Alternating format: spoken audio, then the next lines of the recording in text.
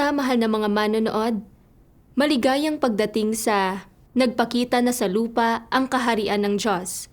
Ako si Joylene. Ngayong araw, mag-uulat tayo tungkol sa buhay iglesia ng mga Kristiyano mula sa ang Iglesia ng Makapangyarihang Diyos sa France. Narito ang mga tampok na bahagi mula sa ulat ngayong araw. Sama-samang binabasa ng mga Kristiyano ang mga salita ng makapangyarihang Diyos at ibinabahagi ang kanilang pagkaunawa. Ibinabahagi ni Brother Matthew ang kanyang karanasan, 4 na landas ng pagsasagawa para sa pagwawaksin ng pagpapaimbabaw at pagiging isang matapat na tao. Ibinabahagi ni Sister Jessie ang kanyang karanasan. Inakay ako ng mga salita ng makapangyarihang Diyos na mahanap ang aking direksyon sa buhay. Ibinabahagi ni Sister Elina ang kanyang karanasan. Matatapat na tao lang ang kalugod-lugod sa Diyos. Ngayon, para sa detalyadong ulat. Ang pinakadakilang pag-asa ng mga mananampalataya sa Panginoon ay ang pumasok sa kaharian ng langit. Pero napakakaunti ang nakakaalam kung paano pumasok dito o kung ano ang mga kondisyon para makapasok. Maraming tao ang naniniwala na makakapasok sila sa kaharian ng langit sa pamamagitan lang ng kapatawaran ng kanilang mga kasalanan. Marami pang iba ang naniniwala na sa pamamagitan ng pagsupil sa kanilang katawan, pagpasa ng krus at pagkakaroon ng mga pagbabago sa pag-uugali, sa pamamagitan ng pagiging mapagparaya, matiyaga, mapagpakumbaba at mapagmahal, at sa kakayahang magtrabaho, tumalikod sa mga bagay at gugulin ang sarili para sa Panginoon, ay makakapasok sila sa kaharian ng langit. Pero tama ba ang pagkaunawang ito? Kaya, paano nga ba talaga makakapasok ang isang tao sa kaharian ng langit? Ang totoo, matagal na itong sinabi sa atin ng Panginoong Hesus. Malinaw na nakatala ang mga salita ng Panginoong Hesus sa Mateo Kapitulo 18, versikulo 3. Katotohanang sinasabi ko sa inyo, malibang kayo'y magsipanumbalik at maging tulad sa maliliit na bata, sa anumang paraan ay hindi kayo magsisipasok sa kaharian ng langit. Dito, sinasabi sa atin ng Panginoong Hesus na makakapasok lang tayo sa kaharian ng langit kung magbabalik loob tayo sa Diyos. Ibig sabihin, kung tunay tayong magsisisi at magiging tulad ng maliliit na bata. Ito ang kondisyong ibinigay sa atin ng Panginoong Hesus para makapasok sa kaharian ng langit. Sa madaling salita, ang hinihingi ng Panginoon sa atin para makapasok sa kaharian ng langit ay dapat tayong maging tulad ng maliliit na bata. Malinaw na ang pagiging tulad ng maliliit na bata ang pamantayang wangis ng mga taong makakapasok sa kaharian ng langit. Kaya, paano tayo dapat magsagawa para maging tulad ng maliliit na bata? At anong uri ng pagsasabuhay ang dapat mayroon tayo para maging tulad ng maliliit na bata sa mga mata ng Diyos? Ang mga susing bagay na dapat nating maunawaan. Inihahatid tayo ng tanong na ito sa Mateo Kapitulo 5, versikulo 37. Sinabi ng Panginoong Hesus, ang magiging pananalita ninyo ay, oo, oo, hindi, hindi. Sapagkat ang humigit pa rito ay buhat sa masama. Sa talatang ito, malinaw na ibinibigay sa atin ng Panginoon ang isang prinsipyo ng pagsasagawa kung paano tayo dapat umasal. Oo, oo, hindi, hindi. Isa itong hinihingi ng Panginoon sa atin at ito rin ang landas ng pagsasagawa para matugunan ang kanyang hinihingi. Gamit ang malilinaw na salita ng Panginoon, mayroon tayong tiyak na landas ng pagsasagawa para sa mga prinsipyong dapat nating sundin sa ating sariling asal. Ibig sabihin, sa ating asal ay dapat magawa natin ito. Tawagin ang mga bagay ayon sa kung ano ang mga ito. Magsabi ng totoo, maging makatotohanan, huwag magsinungaling, manlinlang, o magkubli ng mga bagay. Huwag magmalabis o magdagdag, manatili sa mga katunayan, at isabuhay ang wangis ng isang simple at matapat na tao. Kung magagawa natin ito, matutugunan natin ang hinihingi ng Panginoon at makakapasok tayo sa kaharian ng langit.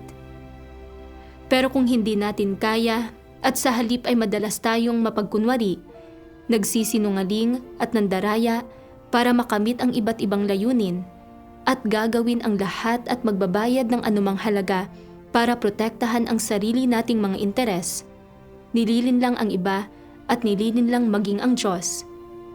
Kung hindi tayo mga simple at matapat na tao, kung gayon, ang lahat ng ginagawa natin ay may bahid ng ating makasalanang kalikasan, nagmumula kay Satanas at kokondinahin ng Panginoon. Gaya nga ng sinabi niya, ang humigit pa rito ay buhat sa masama.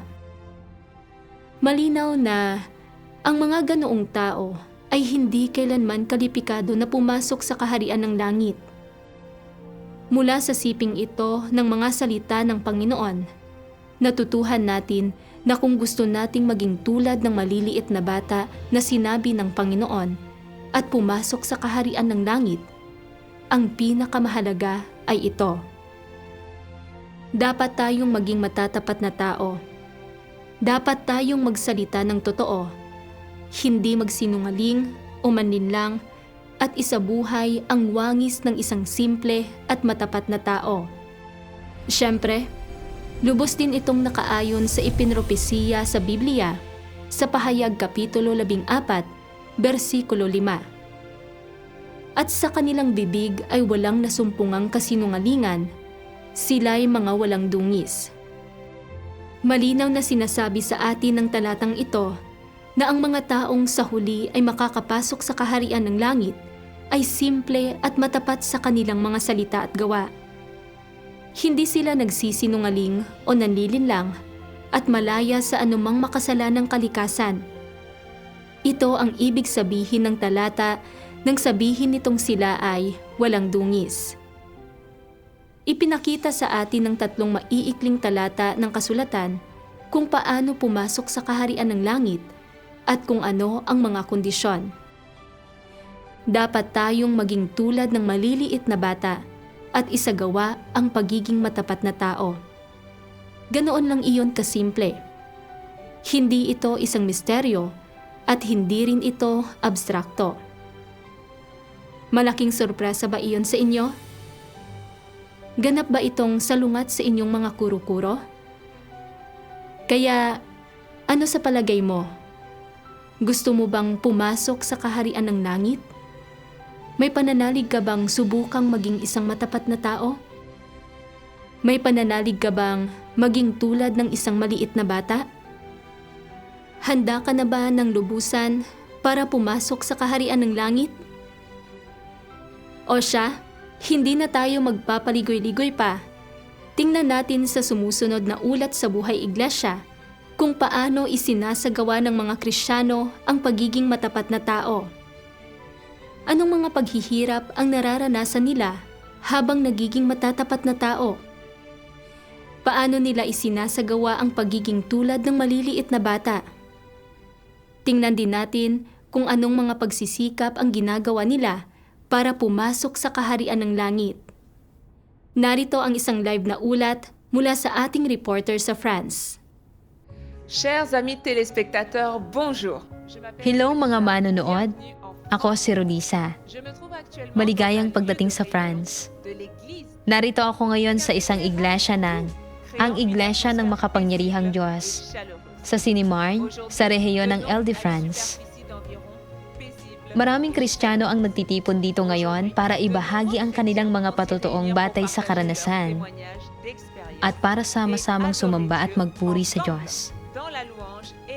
Ikinararangal kong makasama sila. Naririnig ko na ang mainit nilang pagbati.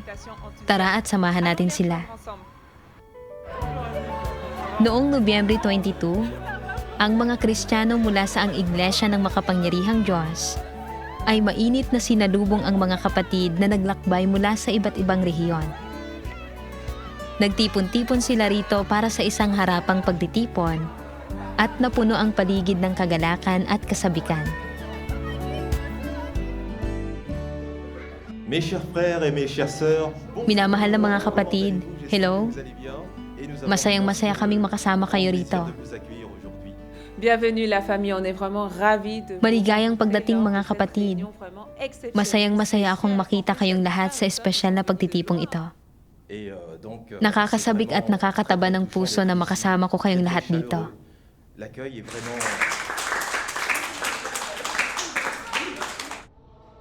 Habang nagsisimula ang musika para sa himno ng iglesia na sinusundan ang totoong Diyos, ipinapahayag ng mga Kristiyano ang kanilang galak sa pagsunod sa makapangyarihang Diyos sa pamamagitan ng masayang sayaw.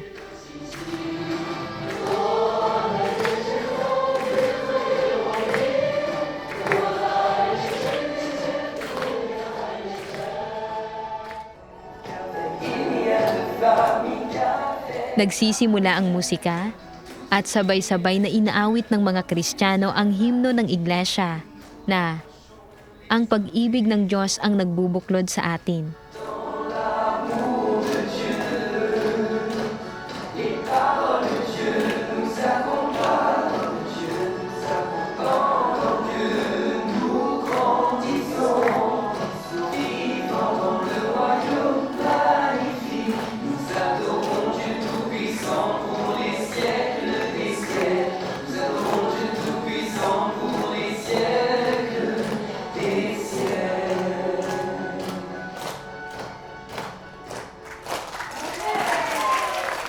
Pagkatapos ng sayawan at mga himno ng papuri, nag-aalay ng mga panalangin sa Diyos ang mga Kristiyano. Dieu Tout-Puissant, nous te remercions de Makapangyarihang Diyos, taos-puso kaming nagpapasalamat sa iyo sa pagbibigay sa amin ng napakagandang pagkakataong ito na magtipon kasama ang aming mga kapatid para purihin ka. Amen. Nous te remercions Nakakapagtipon kami rito para tamasahin ang iyong mga salita at matuto sa kalakasan ng bawat isa. pour partager. Purihin ka, makapangyarihang Diyos. Amen. Amen. Amen. Notre Dieu Tout-Puissant, merci vraiment de nous avoir réunis pour qu'on Makapangyarihang puisse Diyos, lire tes paroles, taos-puso kaming nagpapasalamat sa iyo. Amen. Naway bigyang liwanag mo kami para mas maunawaan ang katotohanan habang nagninilay kami. Naway maging may simpleng puso at maging bukas ang bawat isa sa kanilang pagbabahaginan para magkamit ng mga resulta ang pagtitipong ito. Naway umalis kaming lahat na may dalang bagong kaliwanagan at liwanag. Amen. Nagsimula ang mga Kristiyano sa panunood ng isang malakihang musikal na dokumentaryo na gawa ng Ang Iglesia ng Makapangyarihang Diyos. Siya na may kapangyarihan sa lahat. Nanalo ang dokumentaryong ito ng mga parangal sa mahigit 50 film festival sa Asia, Europa, at mga Amerika. Isa itong klasikong obra na nagpapatotoo sa pagkamakapangyarihan sa lahat at kataas-taasang kapangyarihan ng lumikha.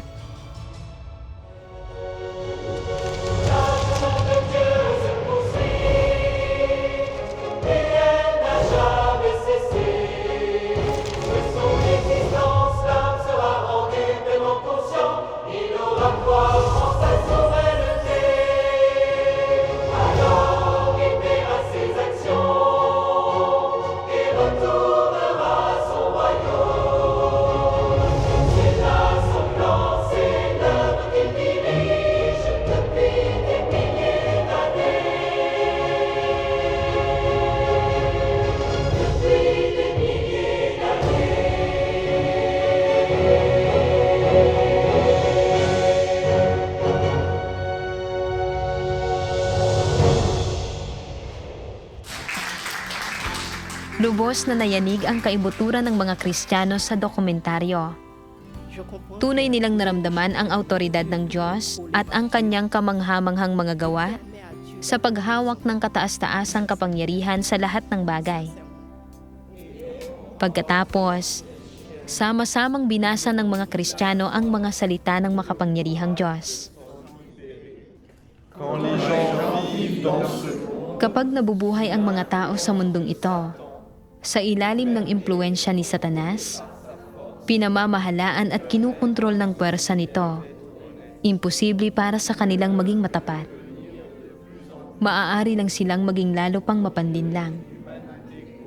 Sa pamumuhay sa gitna ng tiwaling sangkatauhang ito, ang pagiging matapat na tao ay kinasasangkutan nga ng maraming paghihirap, pati na ang makutya, masira ang puri, mahusgahan, at mabukod at mataboy pa nga ng mga walang pananampalataya, mga diablong hari, at mga buhay na demonyo. Kaya, posible bang makapagpatuloy na mamuhay bilang isang matapat na tao sa mundong ito? May anumang puwang ba para makapagpatuloy na mamuhay sa mundong ito? Oo, mayroon. Tiyak na makakapagpatuloy tayo sa buhay. Pauna na tayong itinadhana ng Diyos at hinirang niya tayo, at talagang nagbubukas siya ng daan palabas para sa atin. Nananampalataya tayo sa Diyos at ganap natin siyang sinusunod sa ilalim ng kanyang gabay, at lubos tayong nabubuhay sa hininga at buhay na kanyang ibinigay.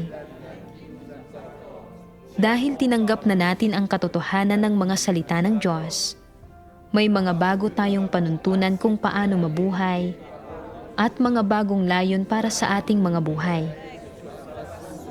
Nabago na ang mga saligan ng ating mga buhay. Gumamit na tayo ng bagong paraan ng pamumuhay, isang bagong paraan ng pag-asal, lubos na alang-alang sa pagtatamo ng katotohanan at kaligtasan. Ibig sabihin, gumamit tayo ng bagong paraan ng pamumuhay. Nabubuhay tayo upang gampanan ng maayos ang ating mga tungkulin at bigyang lugod ang Diyos. Talagang wala itong kinalaman sa kung ano ang ating kinakain, kung ano ang ating isinusuot, o kung saan tayo nakatira. Ito ang kailangan ng ating puso. Amen. Amen.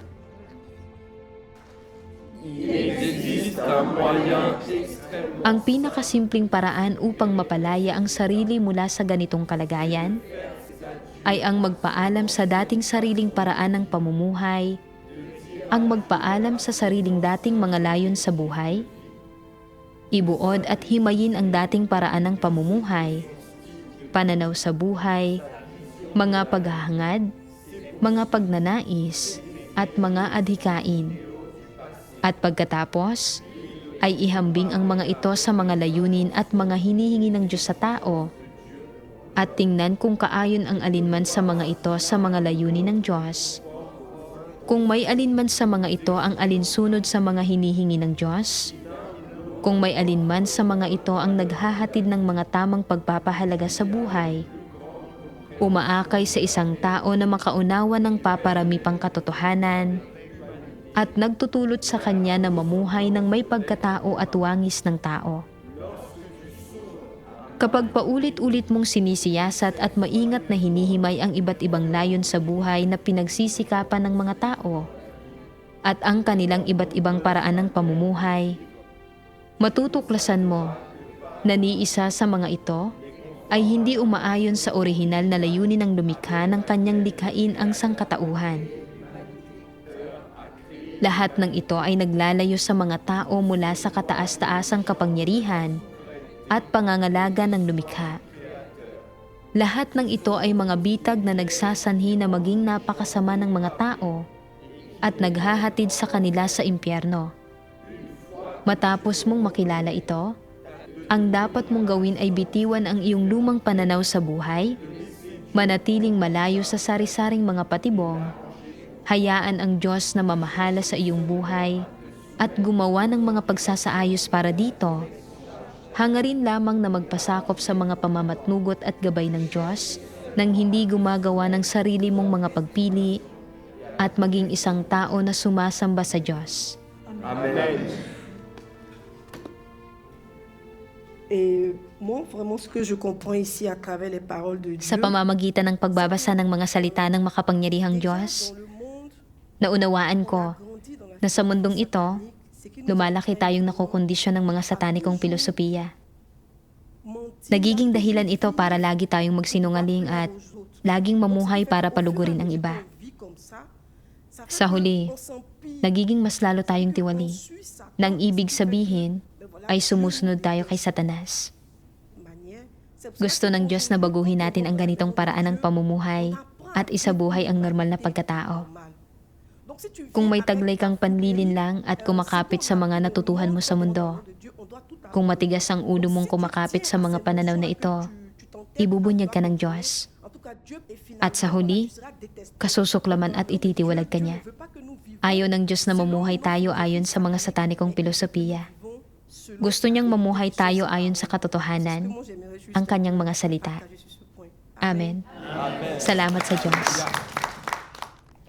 Et donc, nous pouvons donc comprendre aussi que Mula sa mga salita ng Diyos, nauunawaan natin bon, donc, na kapag namumuhay tayo sa mundong ito, et, puro hindi matatapat na bagay ang ginagawa natin. Samantalang, hinihingi ng Diyos na isagawa natin ang pagiging matapat na tao. nous faisons que pratiquer Kahit nahusgahan tayo ng mga tao sa paligid natin o isipin nilang kakaiba tayo dahil nagiging matapat tayo, ce qui hindi natin iyon dapat c'est intindihin. de pratiquer l'honnêteté.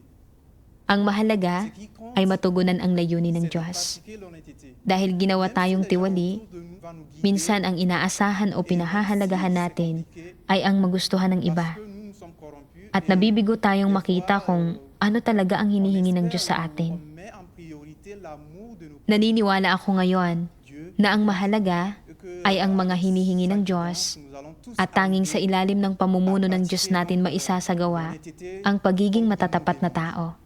Amen.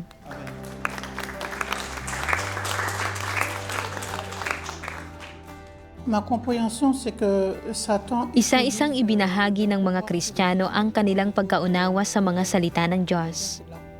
Naunawaan nila mula sa kanyang mga salita na hinihingi ng Diyos sa mga tao na iwaksi ang panlilinlang at mga kasinungalingan at maging matatapat na tao.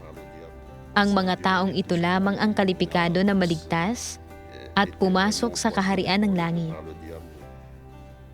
Pagkatapos pag-usapan ang kanilang pagkaunawa sa mga salita ng Diyos, nagsimulang ibahagi ng mga Kristiyano ang sarili nilang mga patotoong batay sa karanasan. Et du coup, en fait, c'est vrai Lumaki que si Matthew sa isang mayamang komunidad sa Lyon, France. vraiment grandi Naimpluwensyahan ng edukasyon sa kanyang pamilya, lié nakagawian na niyang magkunwari bilang isang mapagpakumbaba at magalang na mapagpalugod ng tao para umayon at magpalugod sa iba. à la porte.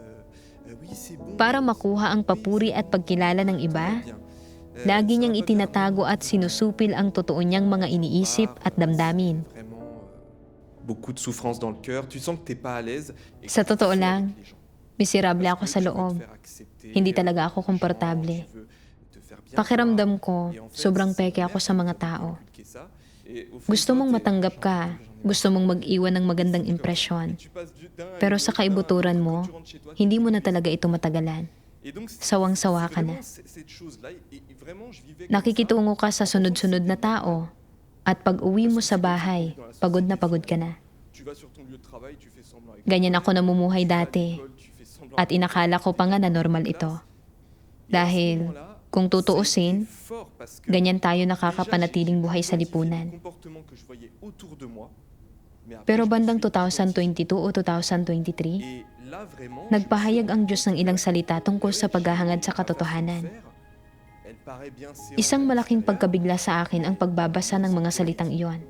parce que tu fais- Hindi ko lang naiugnay ang mga salita ng Diyos sa pag-uugali ng mga nasa paligid ko. tu pas vrai, Naiugnay ko rin ang mga iyon sa tu sarili dis ko. des choses qui ne sont pas vraies, tu affiches des Si tu vis sous le joug de la culture traditionnelle, Sabi ng makapangyarihang Diyos, que tu t'inclines Kung namumuhay ka sa ilalim ng mga gapos ng tradisyonal na kultura at sa panlabas ay magalang ka, labis-labis na nagbibigay galang, isinasabuhay lang ang mabubuting pag-uugali na itinataguyod ng tradisyonal na kultura, pero sa panloob ay puno ng panlilinlang, panlalansi, at tuwad na pagkagiliw ang puso mo. Kung mula sa panlabas ay mukhang maayos ang pag-uugali mo, pero pawang pagpapamalas ito ng pagpapaimbabaw, nakalilinlang at nakalilihis ito, at imposibleng makarinig ng kahit isang totoong salita mula sa bibig mo, kung gayon, napakadali para sa iba na madaya mo.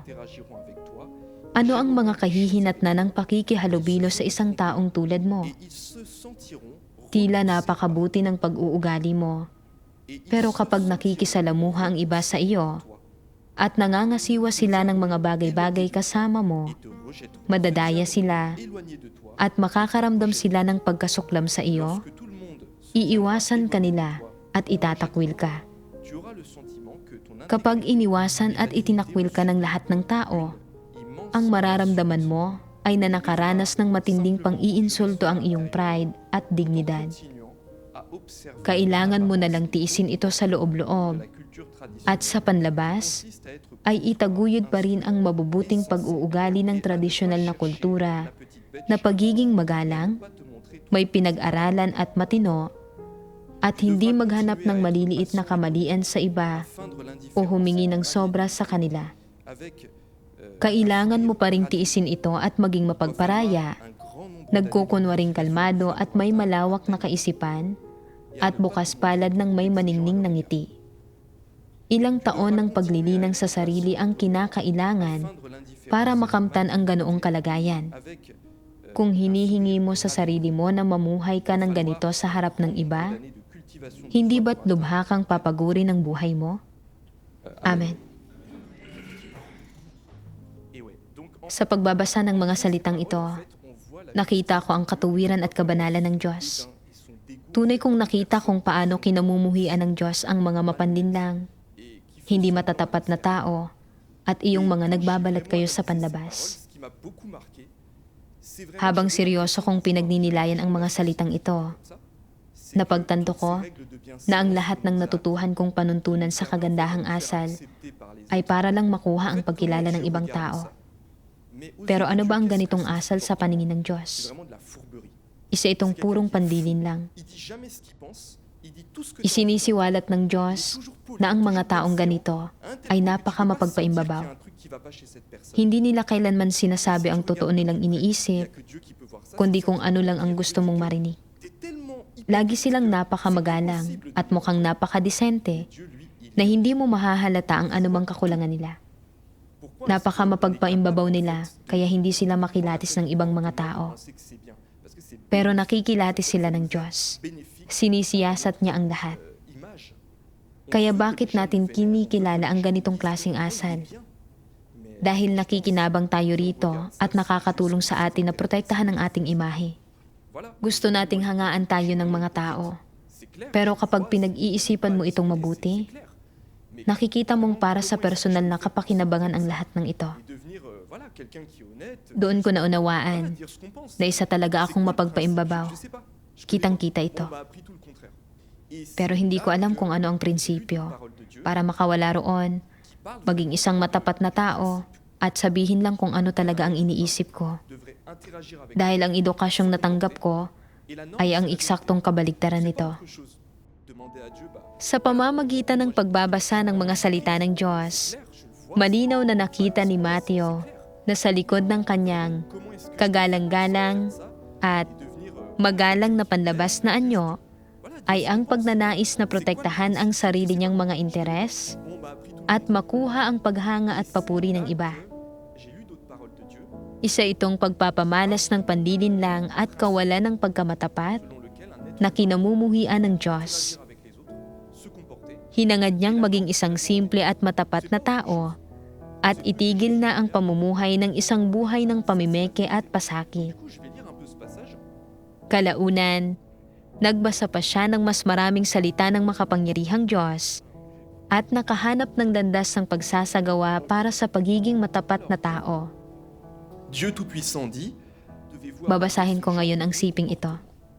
certaines personnes pourraient dire, Sabi ng makapangyarihang je ne Diyos, serai plus une personne paano ninyo dapat harapin ang mabubuting pag-uugaling ito? ni courtoise, je ne serai Maaaring sabihin ng ilang tao, simula sa araw na ito, respecte, hindi na ako magiging isang taong may pinag-aralan at je ne matino, serai pas une personne malumanay at pino, accessible. o magalang. Rien de tout cela n'est une manifestation Hindi na ako magiging isang tinatawag na d'humanité normale, mabuting c'est un tao. comportement trompeur, Hindi na ako magiging isang taong nagpipitagan sa matatanda o nag-aalaga sa mga bata. désormais, Hindi na ako magiging je serai isang une personne taong magiliw at madaling conformément lapitan. aux exigences de Dieu. Je commencerai par Wala être sa mga iyan ang pagpapamalas ng kung ano ang dapat taglayin ng normal na pagkatao. paraître si instruit, Iyon ay mapandinlang na pag-uugali na huwad at hindi totoo, tenu at hindi ito umaabot sa pagsasagawa ng katotohanan. Mula ngayon, magiging isa akong matapat na tao ayon sa mga hinihingi ng Diyos. Magsisimula ako sa pagiging isang matapat na tao. Kapag nagsasalita ako, hindi kailangang maging masyadong may pinag-aralan ang pananalita ko, ni masyadong malumanay at pino, at hindi ko kailangang tingalain ng iba, pero magsasalita ako ng totoo at taos-puso at ng walang kabulaanan. Sa kung paano ako umasal at gumawa ng mga bagay, hindi ako magiging huwad at hindi ako magpapanggap. Sa bawat pagsasalita ko, magmumula ito sa puso, sasabihin ko kung ano ang iniisip ko sa loob. Pero hindi ako magsasabi ng mga bagay na hindi nakapagpapatibay sa iba. Kung mayroon akong pagkamuhi sa isang tao, hahanapin ko ang katotohanan para lutasin ang sarili kong mga problema, at hindi ako magsasabi ng masasakit na salita o gagawa ng masasakit na bagay dahil sa bugso ng pagkamainiti ng ulo. Gagawa lang ako ng mga bagay na nakapagpapatibay sa iba. Kapag nagsasalita ako, hindi ko isasaalang-alang ang personal kong kapakinabangan o mapipigilan ang aking reputasyon o pride, at lalo nang hindi ako magkakaroon ng intensyong hangaan ako ng mga tao. Tutuon lang ako sa kung nakalulugod ba sa Diyos ang mga salita ko. Ang hindi pananakit sa mga tao ang magiging pinakamababang pamantayan ko.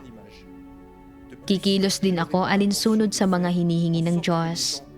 Hindi ako gagawa ng mga bagay na ikapapahamak ng iba. Di gagawa ng mga bagay na nakapipinsala sa mga interes ng sambahayan ng Diyos. Gagawa lang ako ng mga bagay na kapakipakinabang sa iba. Magiging isang matapat na tao lang ako at isang taong nakalulugod sa Diyos. Hindi ba't isa itong pagbabago sa pananaw? Kung tunay nilang isasagawa ang mga salitang ito, tunay na silang nagbago at magkakaroon ng pagkakataong magbago para sa mas mabuti ang kanilang kinabukasan at kapalaran. Sila ay tumahak na sa landas ng paghahangad sa katotohanan at malapit nang makapasok sa realidad ng katotohanan at may pag-asa na maging isang taong maliligtas. Isa itong mabuting bagay, isang positibong bagay. Amen. En fait, donc, vraiment, quand j'ai lu cette parole, Nang mabasa ko ang siping ito, naging napakalinaw ng landas ng pagsasagawa. Malinaw na sinasabi sa atin ng Diyos, hindi mo kailangang umastang napakamagalang at edukado o magbalat kayo at magsalita ng mga bagay para lang palugurin ang mga tao. Una, kapag nagsasalita ka, huwag mong sadyang saktan ng iba. Iyon ang pinakamahalaga. Pangalawa, kung namumuhi ka sa isang tao, huwag kang kumilos ng mainit ang ulo. Pangatlo, magsalita ka mula sa puso mo. Huwag kang magsalita ng mga bagay para lang palugurin ang mga tao. Sa halip, sabihin mo kung ano talagang iniisip mo. Iyon ang pagbabago. Isa pa, Kapag nagsasalita ka, huwag kang magsalita para sa pansariling kapakinabangan o para sa iyong reputasyon at huwag mong isipin ang sasabihin ng iba. Ano man ang sabihin ng mga tao tungkol sa iyo o paano ka man nila tingnan, sabihin mo lang kung ano talaga ang nasa puso mo. Dapat dalisay ang mga salita mo, walang anumang halong karumihan. Natutuhan ko rin na hindi makakasakit sa mga tao ang katotohanan. Oo, maaaring medyo masakit sa simula na marinig ang mga katunayan, pero sa totoo lang, ito ang nagpapagaling sa kanila. Maaaring banayad pakinggan ang mga kasinungalingan, pero nakakamatay ang mga ito. Iyon ang pagkakaiba ng dalawa. Kapag nagsasabi ka ng totoo sa mga tao, makikita mong minsan ay sisimangot sila at mukhang hindi masaya.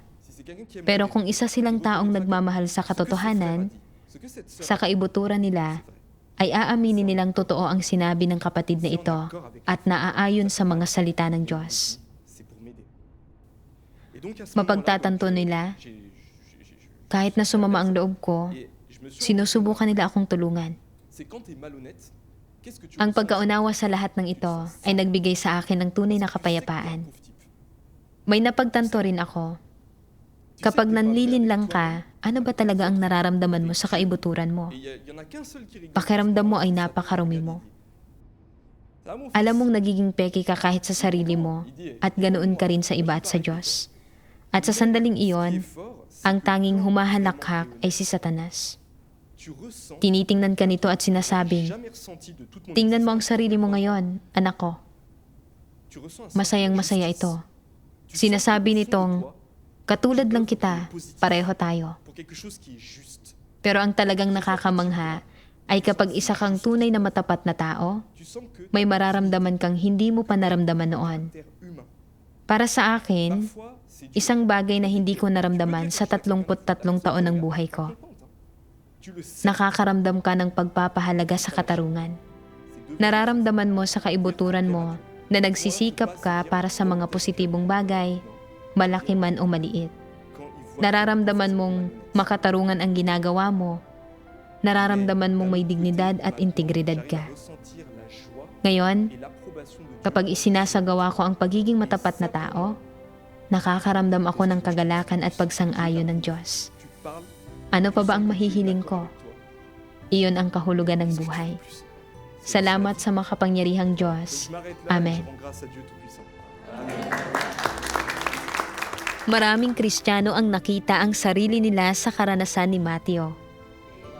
Nagkamit sila ng mas malaking pagkaunawa sa pagiging matapat na tao at ng mas maraming landas ng pagsasagawa. Buong kagalakan silang umawit ng isang awit ng papuri sa Diyos.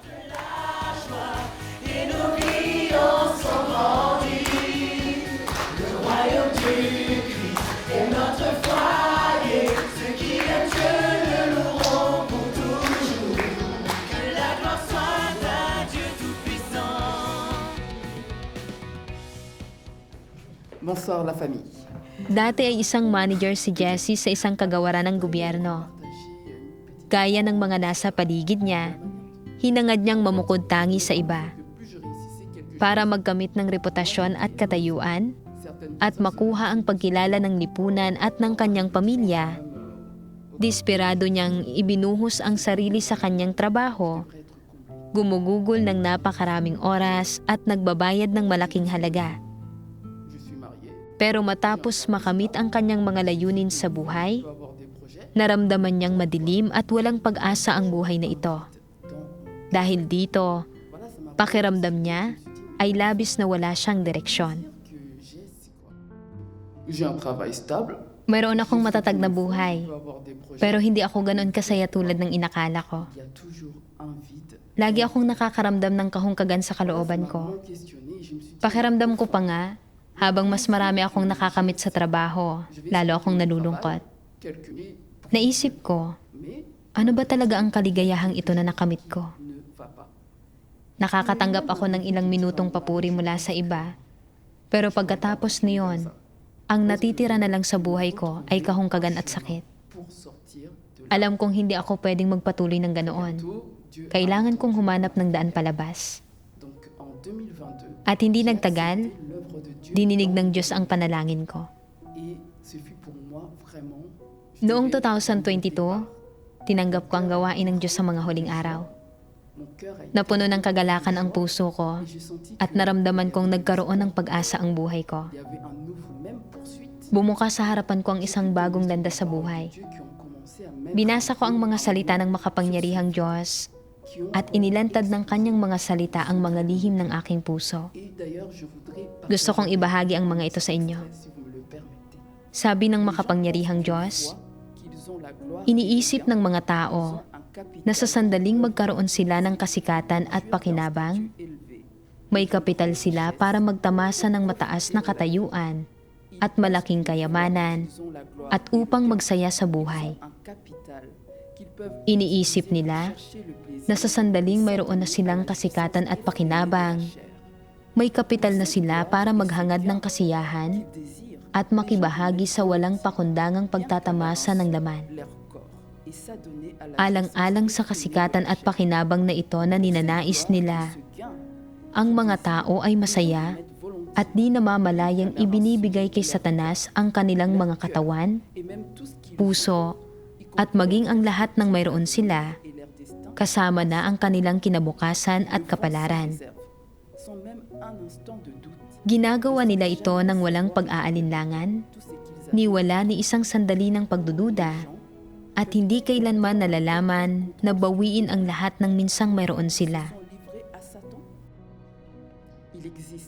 May napakalaking lihim sa iyong puso na hindi mo kailanman namamalayan dahil ikaw ay nabubuhay sa isang mundo na walang liwanag. Ang iyong puso at ang iyong espiritu ay naagaw na ng masama. Ang iyong mga mata ay nalalambungan ng kadiliman at hindi mo nakikita ang araw sa langit ni ang kumikislap na bituing yaon sa gabi. Ang iyong mga tainga ay nababarhan ng mapandinlang na mga salita at hindi mo naririnig ang dumadagungdong na tinig ni Jehovah ni ang lagaslas ng maraming tubig na dumadaloy mula sa trono.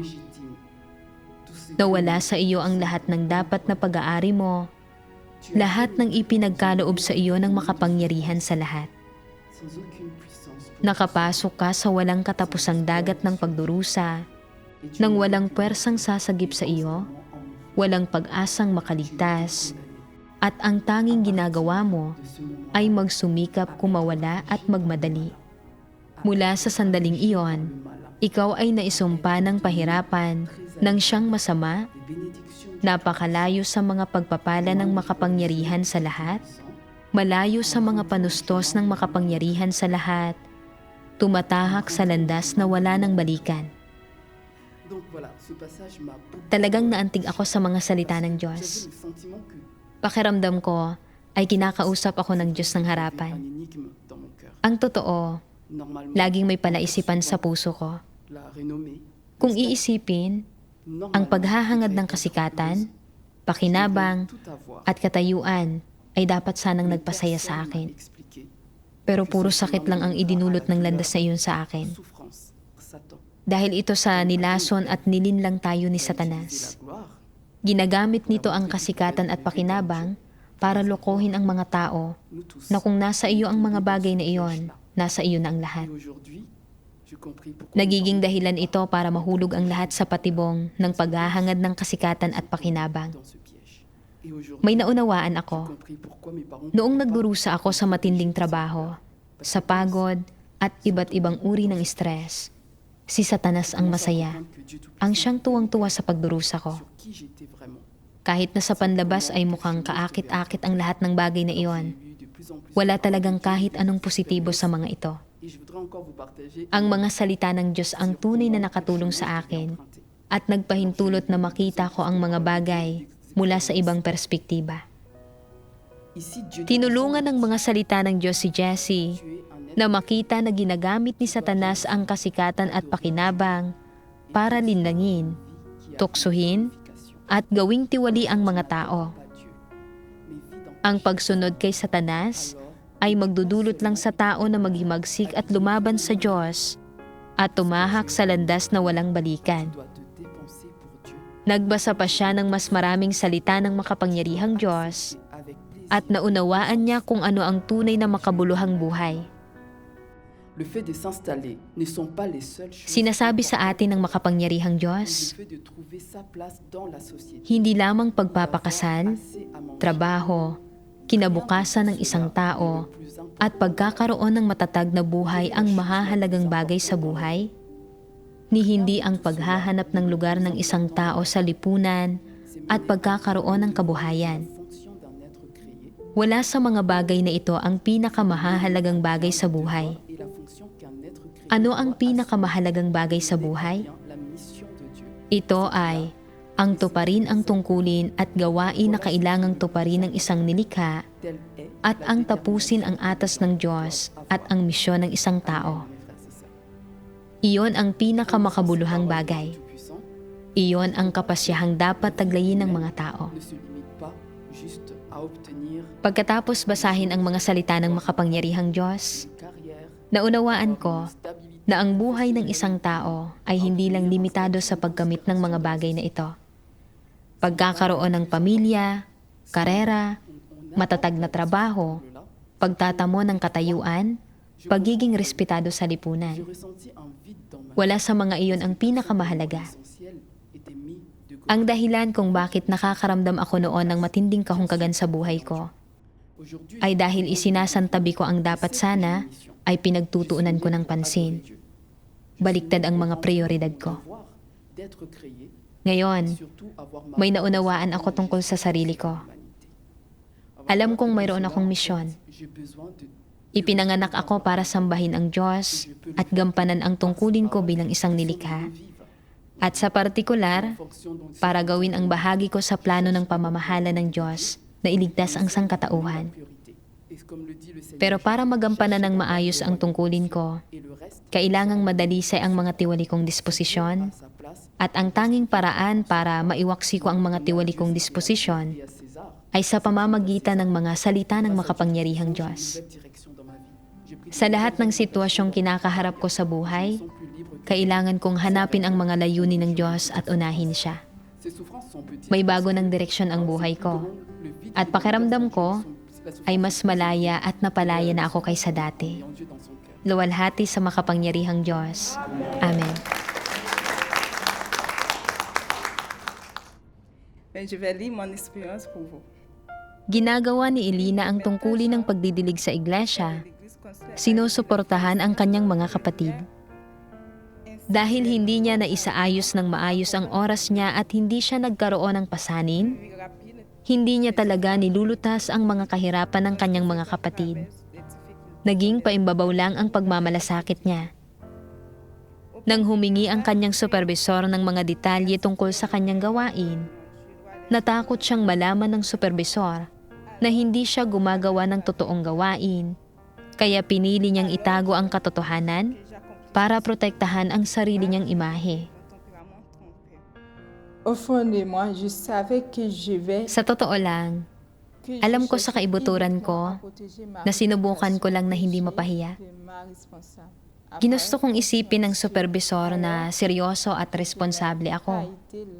Pero sa katunayan, hindi ako ganoon.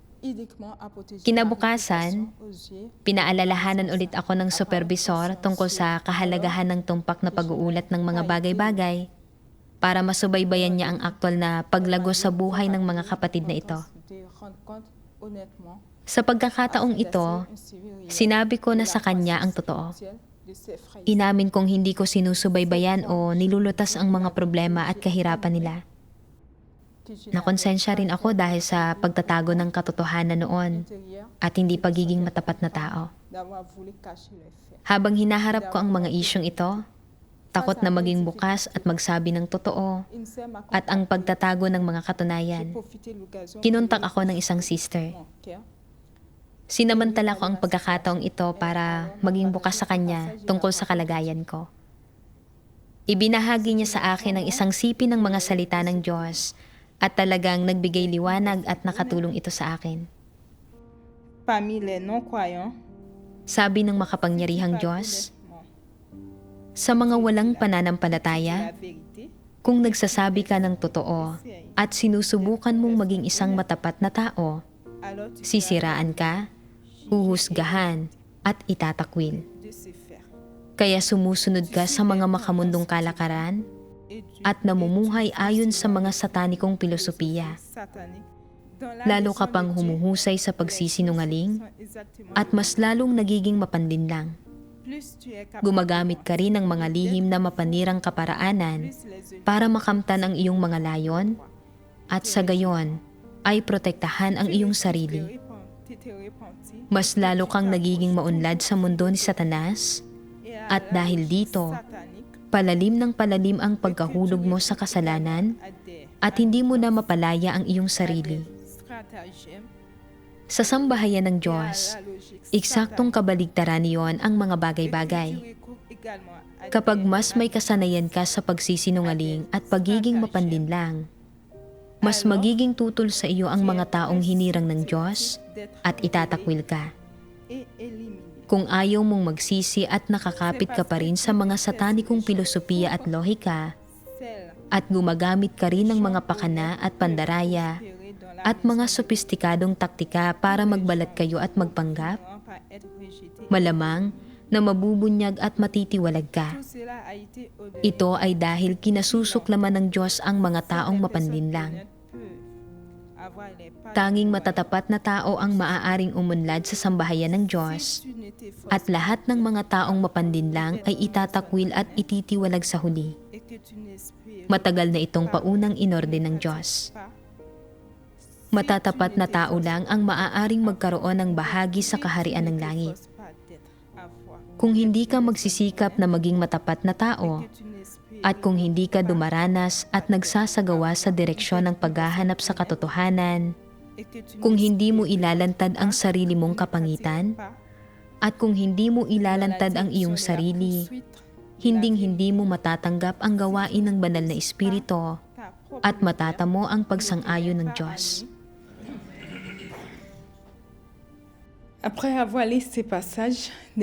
Pagkatapos basahin ang mga salita ng Diyos, naramdaman kong tumagos ito sa puso ko. Sa wakas, ay naunawaan ko na kinasusuklaman ng Diyos ang mga mapanlinlang, mapagkanulo at peking tao, at na ang sino mang hindi naghahangad na maging matapat na tao ay hindi maliligtas. Nang tanungin ako ng supervisor kung paano ko sinusubaybayan at nilulutas ang mga problema at kahirapan ng mga kapatid na ito, iniwasan ko ang tanong at iniba ang paksa. Ginamit kong dahilan ang pagiging abala para pagtakpan ang katunayang wala akong pasanin, para hindi na siya magtanong pa. Noon ko napagtanto na naging pabaya ako sa tungkulin ko. Paulit-ulit akong gumagawa ng mga dahilan para paikutin siya. Ang tunay kong layunin ay hindi ang tuparin ang responsibilidad ko, kundi ang pagtakpan ang sarili kong mga kakulangan at kahinaan para hindi ako mapahiya. Sa partikular, ang unang reaksyon ko nang tanungin ako ng supervisor ay ang paikutin siya at iwasan ang paksa. Noong inusisa niya ako ulit, ay saka ko lang sinabi ang totoo. Napagtanto kong nagmula ang mga kilos na ito sa mapanlinlang kong disposisyon at ang layunin ng mga ito ay iligaw ang supervisor ko. Sa sandaling iyon, sa wakas ay naunawaan ko, ang mapanlinlang na kalikasan sa loob ko ang nagtulak sa akin na magsinungaling at naging dahilan para maging mapanlinlang ako. Napagtanto ko rin na kung patuloy akong magiging mapanlinlang at pabaya sa tungkulin ko, sa huli ay aabandonahin ako ng Diyos. Dahil mapiperpekto ka lang ng Diyos sa pamamagitan ng pagiging matapat na tao. Nang maisip ko ito, natakot ako at napuno ng pagsisisi. Nanalangin ako sa Diyos. Hinihiling sa Kanya na bigyan ako ng lakas ng loob na harapin ng buong tapang ang sarili kong tiwaling disposisyon. At sinasabi sa Kanya na handa akong maging matapat na tao at itigil na ang pamumuhay ng buhay ng pagbabalat kayo at panlilin lang. Sa pamamagitan ng karanasang ito, naunawaan ko na ang pagiging matapat na tao ay hindi lang tungkol sa pagsasabi ng totoo. Tungkol din ito sa pagiging taimtim at pagbibigay ng buong puso mo sa iyong tungkulin. Dapat mong harapin ang mga problema sa tuwing lumilitaw ang mga ito at maging bukas tungkol sa mga kahirapan mo. Hindi ka dapat magbalat kayo, maglihim ng katotohanan o mag-alala na hindi mapahiya. Sinisiyasat ng Diyos ang lahat. Maaaring malinlang natin ang mga tao, pero hindi natin malilinlang ang Espiritu ng Diyos. Lubos akong naanting ng karanasang ito. Kung hindi ko hahangarin ang katotohanan, kung hindi ako magsisikap na maging matapat na tao, hindi magbabago ang mapandinlang kong disposisyon at tiyak na ititiwalag ako sa huli. Kaya, mula sa araw na iyon, sinimulan kong seryosong pagnilayan kung paano pamamahalaan ang oras ko, kung paano lulutasin ang mga problema ng bawat kapatid, at kung paano susuportahan ang mga nahihirapan. Naghahanap ako ng angkop na mga salita ng Diyos na ibabahagi sa kanila batay sa kanilang aktwal na mga pangangailangan. Madalas kong pinaaalalahanan ang sarili ko. Ano ba ang dapat kong ginagawa? Ano ang nakaligtaan ko? Paano ko maiiwasan ang panlilinlang at panlalansi? Ayoko nang magsinungaling at ayoko nang patuloy na gumawa ng mga dahilan para pagtakpan ang katotohanan. Nagsimula akong manalangin sa Diyos mula sa puso ko. Hinihiling sa Kanya na alisin ang mapandinlang na disposisyon na malalim na nakaugat sa akin para ako ay maging matapat na tao, isang taong mahal ng Diyos. Mula sa kaibuturan ng puso ko, nagpapasalamat ako sa Diyos sa paglalantad sa malalim na nakatagong tiwaling disposisyon sa akin at sa pagbibigay sa akin ng pagkakataong magbago. Amen. Sa pamamagitan ng pagbabasa ng mga salita ng makapangyarihang Diyos at pagbabahagi ng kanilang mga karanasan at pagkaunawa sa isa't isa, natagpuan ng mga Kristiyano ang landas sa pagiging matatapat na tao at pagiging tulad ng maliliit na bata. Sumunod, sama-sama silang umawit ng isang himno ng mga salita ng Diyos. Nais ng Diyos na hangarin ng sangkatauhan ang katotohanan at mabuhay. Nagtapos ang pagtitipon sa gitna ng awitin.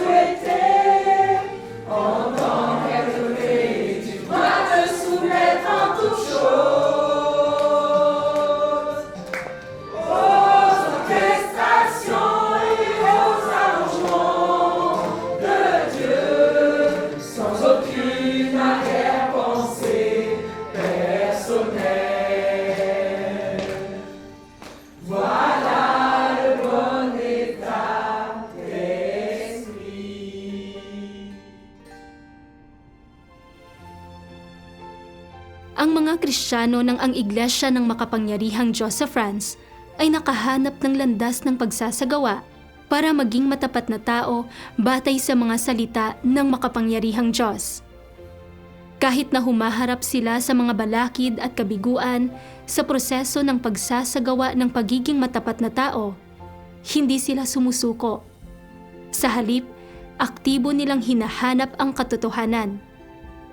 Sa ilalim ng patnubay ng mga salita ng Diyos, nakikilala nila ang kanilang sarili, nagsisisi sa Diyos at kumikilos ayon sa kanyang mga hinihingi.